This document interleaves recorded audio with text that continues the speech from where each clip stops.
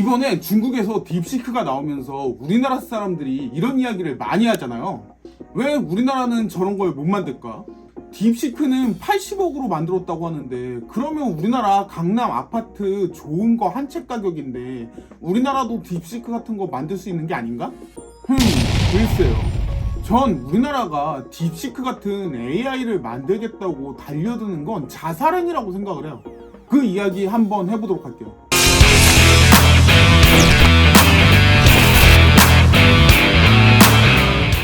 안녕하십니까. 사실 경제를 이야기하는 여러 채널에서 이런 이야기 하는 거 많이 보았거든요. 딥시크 만드는데 80억밖에 안 들었으니까 이제 우리나라도 AI 프로그램 만드는데 뛰어들어야 되는 거 아니냐? 비싼 장비 없이 만들었다고 하는데 그러면 돈 없이도 할 수 있는 게 아니냐? 그러니까 이제 우리나라도 할 수 있는 게 아니냐? 이게 소위 몇 명의 경제 유튜버들이 하는 이야기거든요. 누구를 까고 싶어서 하는 이야기는 아니고요. 제 생각이 틀릴 수 있다고 생각을 해요. 다만 제가 생각할 때 우리나라가 딥시크 같은 AI를 만드는 데 달려드는 건 정말 자살행위가 아닐까라고 생각을 하거든요. 물론 스타트업이나 이런 데서 독자적으로 개발하는 걸 막을 필요는 없다고 생각을 해요. 왜냐면 거기서 뭔가 터질 가능성이 있기는 하거든요. 다만 나라에서 정책적으로 딥시크 같은 AI를 만드는 데 투자를 하는 건 정말 바보짓이 아닐까라는 생각을 해요. 왜 그렇게 생각하는지 한번 이야기를 해보면요. 일단 중국에서 80억으로 만들었다고 하는데 80억만 가지고 만든 게 아니에요. 저 같은 경우에는 AI를 상당히 많이 쓰거든요. 근데 제가 AI를 많이 쓴다는 건 님들이 생각하는 것 같이 챗 GPT나 아니면 딥시크 같은 거를 쓰는 건 아니에요. 그러면 도대체 어디에다가 AI를 쓰냐고 그렇게 반문하실 수 있는데요. 뭐를 물어보기보다는요. 영상을 만들다 보니까 영상의 퀄리티를 올리는 데다가 많이 써요. 일단 지금 제 영상을 보시면 뒷배경이 다른 게 나오잖아요. 사실 이 뒷배경을 지우는 게 과거에는 굉장히 힘들었어요. 뭐 힘들다기보다는 굉장히 귀찮고 작업 시간이 오래 걸리는 작업이었죠. 일단 초록색 배경 같은 걸 뒤에다 붙여야 했고요. 거기에서 사실은 사람 모양만 따로 떼내야 됐거든요. 이게 사실 뒷배경을 초록색으로 만들어주는 것 자체도 사실 귀찮았고요. 그러다 보니까 잘 안 했죠. 근데 지금은 AI를 이용하면요, 뒷배경에 초록색을 이용할 필요가 없어요. 그냥 영상에서 AI가 알아서 뒷배경을 날려주거든요. 클릭 한 번에 배경을 날려버릴 수가 있어요. 물론 클릭 한 번에 되기는 하지만 시간이 한 30분 정도 걸리기는 하거든요. 돈도 조금 들어가고. 다만 클릭 한 번으로 배경을 뺄 수 있는 건 정말 편리해진 거죠. 그리고 제가 쇼츠 만들 때 저거 목소리 여자 목소리 나오잖아요. 그거 AI를 이용해서 여자 목소리를 만드는 거죠. 이처럼 AI는요, 딥시크나 챗 GPT처럼 생성형 AI도 있지만요, 사실은 다른 AI도 굉장히 많거든요. 다만 사람들 입장에서는 생성형 AI가 굉장히 화제가 많이 될 뿐이죠. 왜냐면 그게 제일 신기하니까요. 저 같은 경우에는 아무래도 생성형 AI보다는요, 동영상을 만드는 데 도움이 되는 AI들을 많이 써요. 오히려 챗 GPT나 딥시크 같은 거는 잘 안 쓰거든요. 왜냐면 잘 안 쓰게 되는 게 보통 이런 거는 대본 만들 때 쓰는데요. 몇 번 써봤는데요. 이게 자동으로 만들어주다 보니까 제 생각이랑은 좀 많이 달라지고요. 글도 굉장히 일반적인 글이 나오더라고요.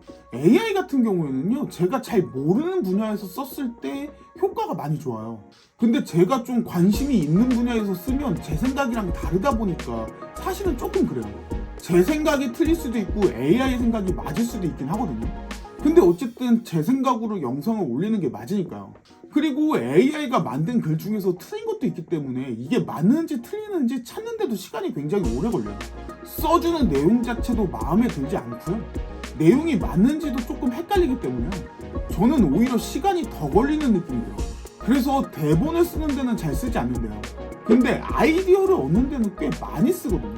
예를 들어서 영상 주제라던가 썸네일에 들어갈 문구 같은 게 생각이 안 날 때가 많잖아요. 그러면 적당히 어그로를 끌만한 주제 같은 걸 AI한테 한 10개 정도 뽑아달라고 이야기를 하는 거죠. 그러면 AI가 주제를 한 10개 정도 뽑아줘요. 그럼 그 중에서 괜찮아 보이는 걸 조금 수정해서 쓰는 경우도 많아요. 근데 중국 AI인 딥시크 이야기를 하는데 왜 네가 AI를 쓴 경험을 이야기하고 있냐? 라고 반문을 하실 텐데요. 사실 이게 포인트예요. 왜냐면은 전 남들이 많이 쓰는 챗 GPT나 이런 거보다는요, 남들이 많이 안 쓰는 것도 써봤거든요. 그러다 보니까 자연스럽게 미국 AI가 아닌 중국의 AI도 써봤어요. 중국에서 AI 프로그램이 나온 게 사람들이 지금 놀라고 있잖아요. 이 딥시크가 처음이 아니에요. 무슨 이야기냐면요, 이미 중국은요 과거부터 AI 프로그램을 만들고 있었어요. 그리고 그 완성도도 꽤 괜찮았고요. AI 중에는요 애니메이션을 자동으로 만들어주는 AI도 있거든요. 요즘에 동영상 보면 막 이상한 거 자동으로 만들어서 나오잖아요. 그런 데다가 AI를 써요.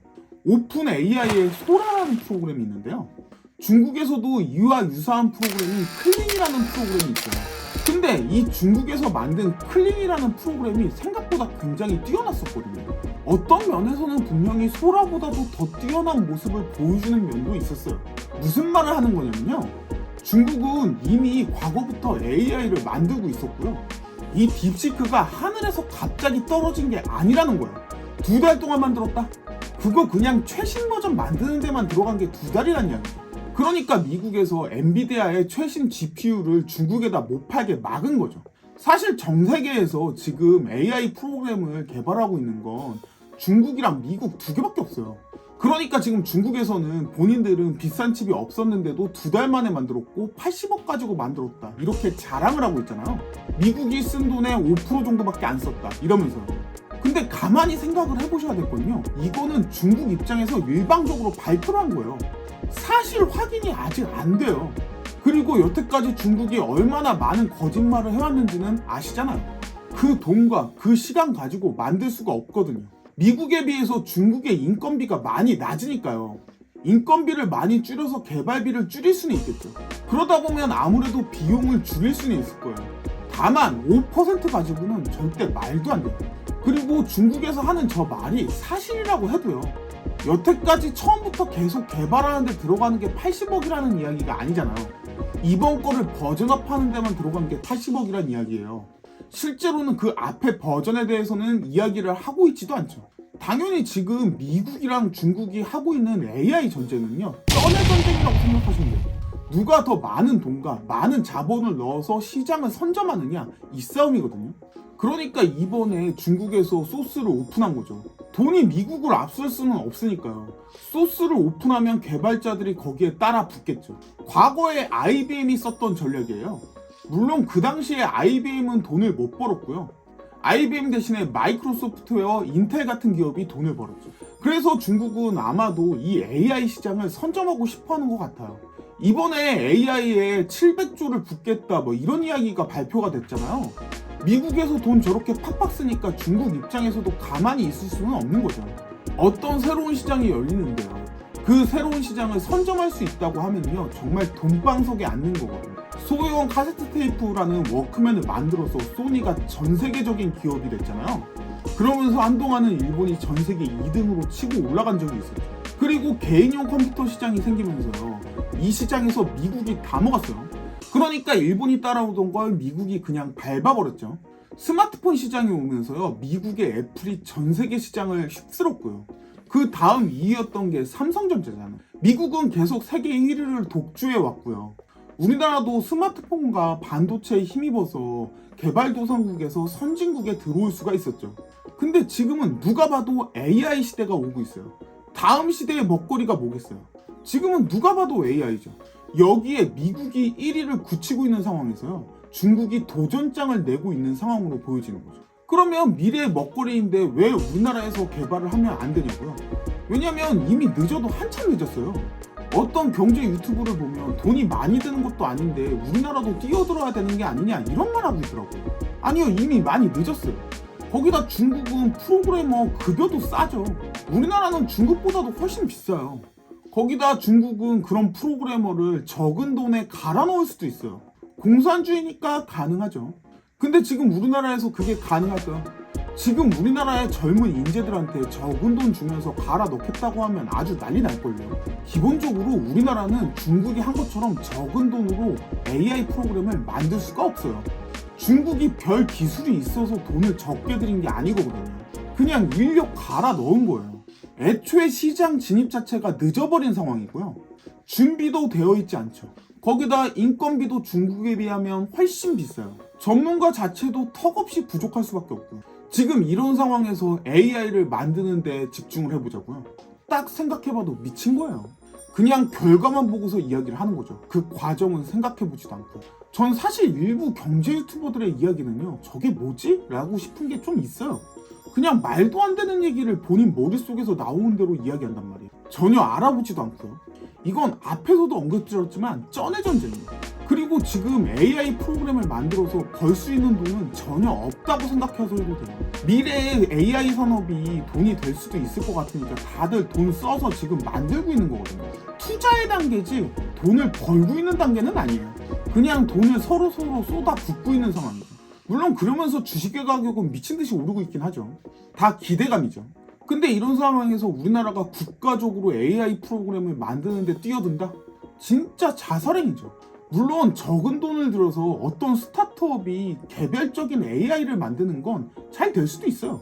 왜냐하면 저렇게 챗 GPT나 딥시크처럼 큰 프로그램들 말고요. 대규모의 장비와 대규모의 돈이 들어가는 그런 분야 말고요.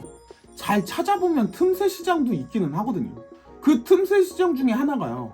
병원이나 회사 같은 데서 전화를 AI가 자동으로 받아주는 프로그램 같은 거를 지금도 쓰고 있어요. 그러니까 이런 건 지금 우리나라에서도 개발을 하고 있고 실제로 쓰고 있기도 하거든요.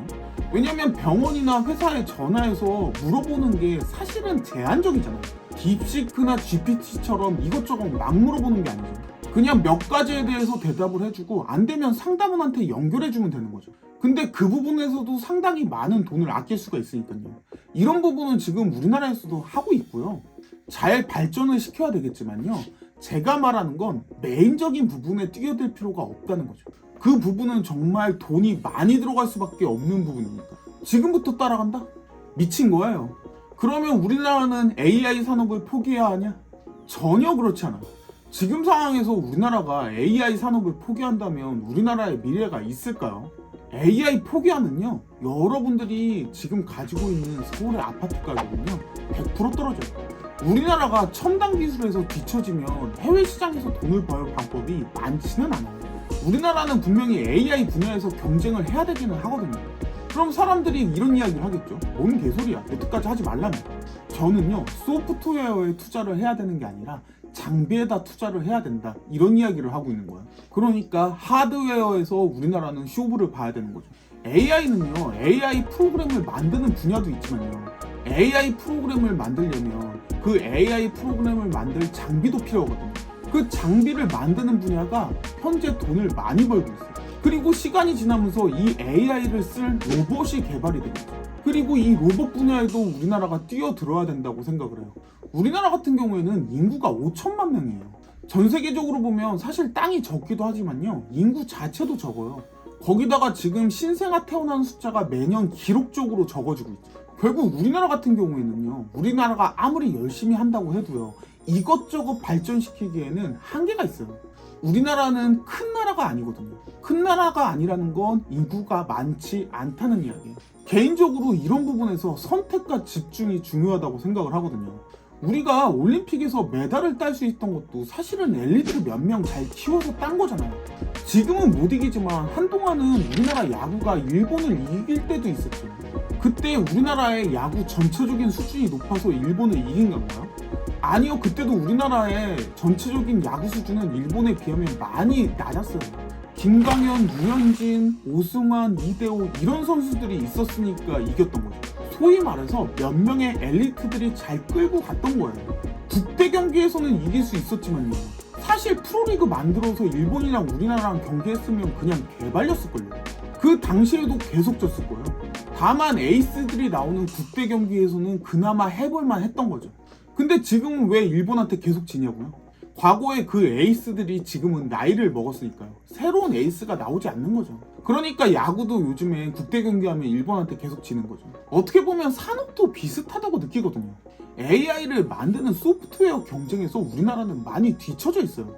다만 AI를 만드는 장비 분야에서는 사실 우리나라가 뒤처져 있지는 않거든요.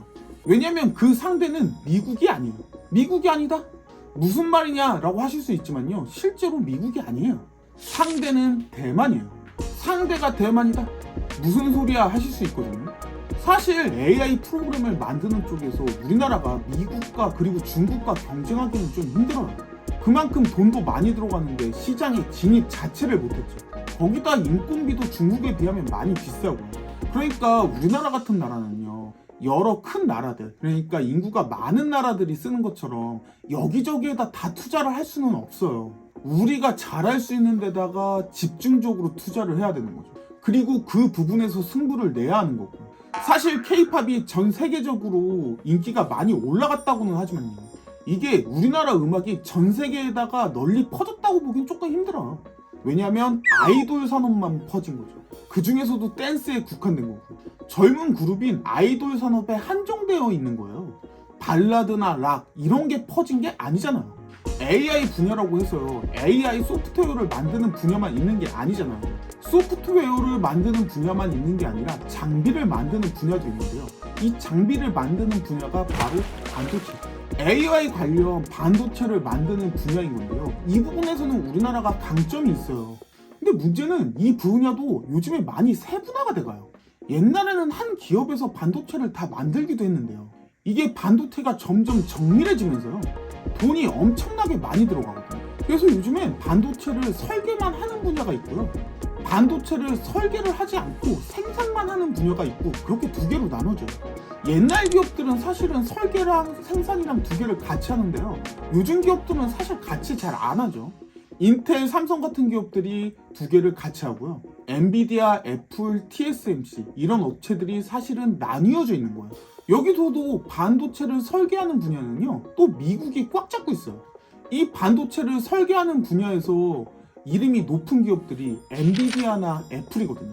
엔비디아나 애플이 반도체를 만든다고는 하지만요, 실제로는 설계만 하고요, 직접 만들지는 않아요. 이 설계를 하는 분야를 팹리스라고 하고요, 공장이 없다는 뜻이에요. 그리고 설계한 걸 가지고 반도체를 만드는 분야를 파운드리라고 해요. 우리는 이 파운드리에서 승부를 봐야 돼요. 그러면 또 어떤 분들은 이렇게 말씀을 하실 거예요. 우리나라는 반도체 강국 아니냐. 근데 이게 조금 애매한 게요, 사실 좀 옛날 이야기예요. 아까 말씀드렸잖아요, 삼성이 설계랑 생산이랑 두 개 다 같이 한다고. 그리고 인텔도 이 두 개를 같이 했다고. 그리고 이게 옛날 기업의 형태라고요. 요즘에는요, 이렇게 두 가지를 같이 하지 않아요. 왜냐면 돈이 많이 들어가거든요. 지금 우리나라는요, 반도체 강국이라고 보기는 조금 힘들 것 같고요, 그냥 메모리 강국이라고 보는 게 맞거든요. 메모리 강국? 그게 무슨 말이야? 이렇게 말씀하실 수도 있는데요, 반도체에서 머리 역할을 하는 게 CPU나 GPU고요. CPU는 컴퓨터에서 쓰이던 메인 칩이거든요. GPU는 AI에 쓰이는 메인 칩이라고 생각하시면 돼요. 원래 GPU는 컴퓨터의 그래픽을 향상시키려고 나온 제품이거든요. 사실 CPU의 보조 장비 같은 개념으로 등장을 했어요. 이게 여러 가지 복잡한 계산들이나 이런 건 CPU가 잘하지만요, CPU는 한 번에 한 가지를 할 수밖에 없었거든요. 근데 GPU는 CPU처럼 복잡한 건 못하지만요, 단순 반복적인 계산들을 한 번에 처리를 해요. 그러다 보니 단순 연산은 GPU가 훨씬 빠른데요, AI를 학습을 시키는데 사실은요, 책 한 권을 봤는데 하나 그렇게 넣는다고 생각을 해보세요. 어느 세월에 다 학습을 시키겠어요. 한 번에 여러 가지를 대량으로 두드려 넣어야 되는 거죠. 근데 거기에는 CPU보다 GPU가 더 맞았던 거죠. 복잡한 건 아니지만 단순한 걸 한 번에 처리할 수가 있는 거죠, 여러 개를 동시에. 그러니까 이 GPU가 AI 시대에서는 머리가 되고 있는 상황이에요. 결국 CPU를 밀어내고요, GPU가 메인 칩이 되고 있거든요. 근데 이게 여러 가지 계산들을 한 번에 해야 되다 보니까 GPU의 크기가 점점 커지고 있어요. 근데 이 GPU가 사람의 머리 역할을 한다고 했잖아요. 계산을 하는 거예요. 근데 계산을 한 걸 어디다가 써야 될 거예요. 그러려면 연습장이나 칠판 같은 게 필요하겠죠. 이 연습장이나 칠판의 역할을 하는 게 램이에요. 그리고 앞에서도 말씀드렸지만 한 번에 여러 가지 계산을 해야 되니까 GPU가 점점 더 커진다고 했잖아요. 그러면 연습장도 점점 더 커져야 되겠죠. 이 점점 커지는 게 HBM인 거예요. 요즘 SK 하이닉스가 여기서 두각을 나타내고 있는 거. 원래 램에서는 삼성전자가 부동의 1위였거든요. 근데 이게 HBM 쪽으로 넘으면서요, SK 하이닉스가 완전히 주도권을 가져가 버렸어요.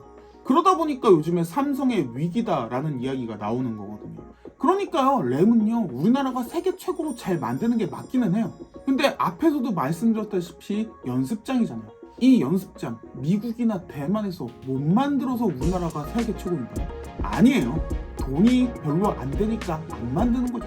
사람의 머리 역할을 하는 CPU나 GPU는 사실은 설계는 미국이 최고고요. 만드는 건 대만이 최고. 그리고 이 GPU를 만드는 걸 파운드리라고 부르는 거죠. 램만 잘 만들어서는요, 사실은 미래가 있을까 싶기는 하거든요. 연습장이잖아요. 아주 크게 남지는 않아요. 이 파운드리 부분에서 1등이 TSMC고요. 2등이 삼성전자예요. 근데 삼성전자가 램에서도 지금 SK 하이닉스한테 밀리다 보니까 파운드리도 TSMC랑 점점 그 간격이 벌어지고 있어요. 2등이긴 하지만 1등과의 간격이 너무 넓죠. 기존의 강점이던 램 시장에서도 사실 지금 돈을 많이 못 버는 상황이니까요. 파운드리에다가 투자하기가 힘든 거죠. 사실 간혹 삼성이 무너져도 SK가 삼성에서 하는 걸 그대로 받아오면 된다, 이렇게 말씀하시는 분들이 있는데요. 그거는 진짜 반도체 시장 자체를 잘 몰라서 하시는 말씀 같아요. 램과 파운드리는 완전히 다르고요. 램보다는 파운드리 시장이 훨씬 더 커요. SK는 전체 반도체 시장 중에서 램만 잘하고요. 램에서도 HBM 그거 하나만 강한 거예요. 물론 HBM을 만드는데도 기술력이 필요하지만요. 앞에서도 말씀드렸다시피 연습장이에요. CPU나 GPU를 만드는 거에 비하면 고도의 기술력이 필요한 건 아니거든요. 그러니까 램은 생산 단가 이야기가 나오는 거죠. 상대적으로 쉬운 부분이에요. 엔비디아나 TSMC가 HBM을 못 만드는 게 아니라 관심이 없다고 보는 게 맞아요. HBM을 만들려면 생산 라인을 만들어야 되고 또 그거 개발을 해야 되는데요. 거기에 돈이 들어가고요. 남는 거는 커 보이지 않는 거죠. 사실 그 덕분에 지금 하이닉스가 돈을 잘 벌고 있는 상황이기는 하지만요.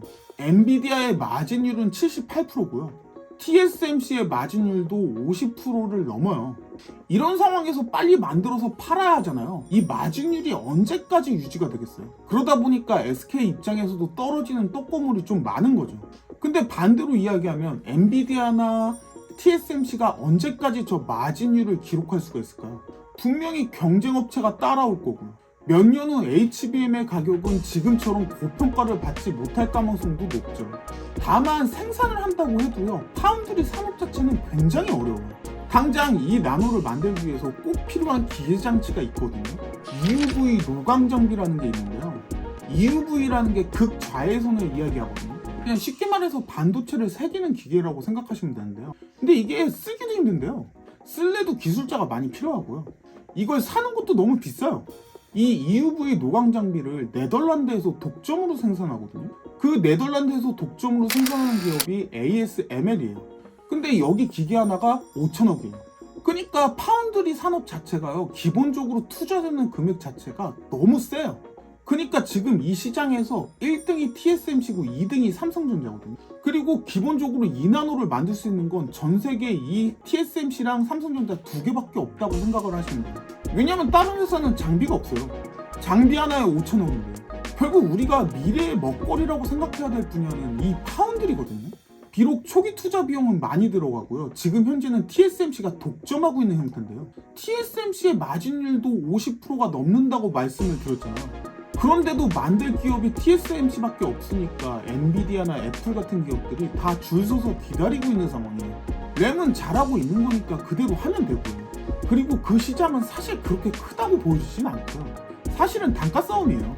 이 파운드리 부분에서 TSMC를 따라가야 된다고 생각을 하거든요.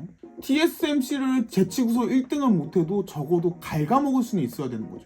지금 마진율이 50%가 넘으니까요. 그거보다 더 적은 가격에 잘 만들어주면 되는 거잖아요. 근데 현재는 지금 잘 만드는 게 안 되는 상황이거든요. 근데 저걸 어떻게 앞서냐 이렇게 말씀을 하시는 분들도 계실 테지만요. 사실 처음부터 TSMC가 저렇게 앞서있던 건 아니었어요. 처음에는 애플도 삼성한테 일을 많이 맡겼었거든요. 그러니까 핸드폰을 만들 때 부속품은 삼성에서 다 만든다. 결국 삼성에서 이득을 본다. 이런 이야기가 나왔었잖아요. 진정한 위너는 삼성이다. 이런 말이 나왔었죠. 근데 애플 입장에서는 삼성이 경쟁 상대였잖아요. 그러니까 삼성한테 일을 계속 주기가 조금 껄쩍지긴 했죠. 그러다 보니까 TSMC한테 일을 조금 나눠주기 시작을 했고요. TSMC가 잘 만드니까 TSMC한테 일을 몰아준 거죠. 큰 회사의 일을 계속 맡아서 하다 보니까 TSMC의 기술력은 계속 발전을 했고요. 이제는 파운드리 부분에서는 정말 독보적인 업체가 된 거죠. 근데 이 TSMC도 그냥 큰 게 아니에요. 대만 정부에서 대대적으로 밀어준 거거든요. 대만 같은 경우에는 나라가 작고요. 중국한테도 위협을 받고 있었잖아요. 그러다 보니까 나라가 살아남기 위해서 두 가지 산업에 집중적으로 육성을 하는데요. 그중 하나가 바이오 의약품 산업이고요. 다른 하나가 이 파운드리 산업이에요. 쉽게 말씀을 드리면 우리나라가 기대해줄 때 전국에 인터넷 깔려고 10조 썼거든요. 한 번에 10조를 쏟아 부으면서요, 인터넷 강국이라는 소리를 들었어요. 아니면 박정희 때 고속도로 뚫는다고 하면서 현대건설이 컸잖아요. 이런 식으로 대만도 나라가 살아남으려고 하다 보니까 정부 입장에서 사실은 밀거든요. 그 민게 바이오 의약품이랑 파운드리인데요. 결국 파운드리가 대박이 터진 거죠. 그 대박 터진 게 지금의 TSMC고. 근데 우리나라 정부는 지금 뭐하고 있죠? 정부에서 계엄 때려버리니까요, 60도 투자해서 주식시장 내려가는 거 막고 있었잖아요. 뭐 어쩔 수 없는 거 아니냐라고 하실 수도 있지만요, 위험한 상황이었으니까요. 돈 투자를 했어야 되는 상황이죠. 근데 반대로 얘기해서 지금 우리나라가 집중적으로 투자해서 키우는 분야가 있기는 해요. 있잖아요. 그러니까 집중적으로 투자해서 육성을 해야 된다는 이야기예요. 중국이 AI 만든다고 우리나라가 AI를 만들어서 잘할 수 있을까요? 중국은 나라에서 미는 거예요. 우리는 해봐야 기업 혼자 스스로 해야 되고요. 싸움이 안 돼요. 전 아니라고 봐요. 우리는 딥시크를 만드는 게 아니라요, 우리는 우리가 잘하는 걸 해야 되고요. 지금은 대만에 조금 뒤처져 있긴 하지만요, 그래도 우리가 잘하는 걸 해야 되는 거죠. 그래도 파운드리에서 경쟁을 하는 게 가장 나은 선택으로 보여지는 거죠. 왜냐면 과거에는 반도체도 잘 만들었거든요. 전 세계에서 사실 대만의 경쟁자라고 할 수 있는 게 우리나라밖에 없어요. 물론 차이가 많이 나기는 하지만요, 분명히 엔비디아와 TSMC의 독주를 다른 기업들이 그대로 보고 있지만은 않을 거거든요. 80%나 되는 마진율이 나오는 산업을 언제까지 계속 지켜만 보고 있겠어요. 마진율을 줄인다고 해도 돈을 많이 벌 수가 있는데, 결국 파운드리 잘 준비해서요, TSMC랑 엔비디아랑 경쟁을 해야 되는 거예요. 엔비디아랑 손잡는 게 아니라요, 다른 어떤 회사랑 손을 잡고 엔비디아, TSMC랑 경쟁을 해야 되는 거죠. 엔비디아가 계속 잘 나가지는 않을 거거든요. 분명히 따라오는 업체 생겨요. 이게 삼성을 지원해주자는 게 아니거든요. 비록 작지만 SK도 파운드리 산업이 있고요. 기본적으로 초기 투자비가 많이 들어가는 산업이잖아요. 그러니까 정부에서 대출 같은 걸로 지원을 좀 해주자는 이야기. 어쨌든 우리나라가 미래에서 살아남으려면요, 파운드리에서 대만이랑 승부를 봐야 돼요. 그게 가장 현실적인 시나리오로 보이거든요. 쓸데없이 딥시크가 싸게 나왔는데 우리나라는 왜 안 만드냐, 이런 이야기를 할 게 아니라요, 잘할 수 있는 데서 경쟁을 해야 되는 거죠. 오늘 이야기는 여기까지 해보도록 하고요. 영상이 마음에 드셨다면 구독과 좋아요 눌러주시면 감사하겠습니다.